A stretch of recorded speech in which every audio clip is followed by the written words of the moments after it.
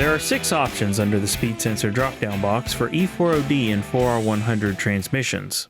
The 8-pulse gear-driven cable-style sensor can attach to the end of the speedometer cable or will have a plastic plug in the end if used with an electronic speedometer.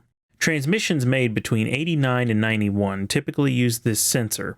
Fill in the information in the lower boxes to complete your configuration. For the speedometer drive teeth, most E4OD transmissions have 7 drive teeth machined into the output shaft.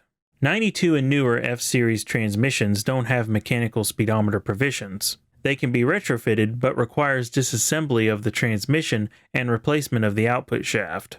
The PSOM or rear axle ABS speed sensors are the best options for these transmissions.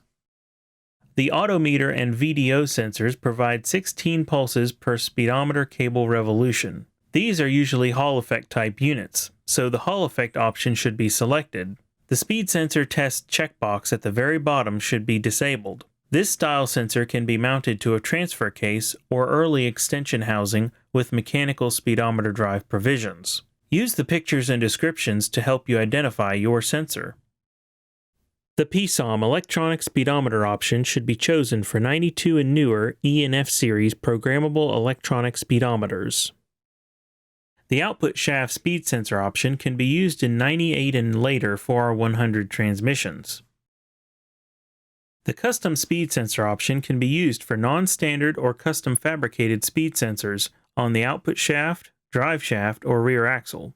Enter the pulses per output shaft revolution and choose the speed sensor type. The rear axle ABS sensor should be used with a direct connection to an axle-mounted ABS speed sensor. This configuration is only intended for vehicles without ABS, and we do not recommend sharing the signal between the ABS module and the transmission controller. Enter the number of speed sensor pulses per ring gear revolution, which equals the number of teeth on the ring gear mounted tone ring. For each speed sensor type, you will need to fill in the axle ratio, rear tire diameter, and choose the correct tachometer input type. Some sensors will need the speedometer drive teeth and driven teeth numbers added too. The checkbox at the very bottom for speed sensor test should only be used if you need to test the continuity of a magnetic coil speed sensor.